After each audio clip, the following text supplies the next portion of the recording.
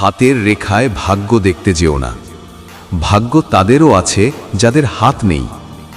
আমরা অনেকেই মনে করি আমাদের ভবিষ্যৎ আমাদের হাতের রেখায় লেখা আছে, কিন্তু যাদের জন্ম থেকেই হাত নেই অথবা যারা কোনো দুর্ঘটনায় হাত হারিয়েছে, তাদের কি কোনো ভবিষ্যৎ নেই? অবশ্যই আছে। তাদের জীবন সংগ্রাম, তাদের অদম্য ইচ্ছাশক্তি আমাদের শেখায় যে ভাগ্য হাতের রেখায় নয়, বরং আমাদের কর্মে, আমাদের চিন্তা ভাবনায় এবং আমাদের মনের জোরে লুকিয়ে আছে। হাতের রেখায় তোমার ভাগ্য লেখা থাকে না।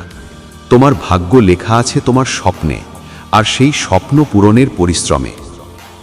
তাই হাতের রেখায় নয়, নিজের কর্মে বিশ্বাস রাখো। নিজের স্বপ্ন পূরণের জন্য অক্লান্ত পরিশ্রম করো।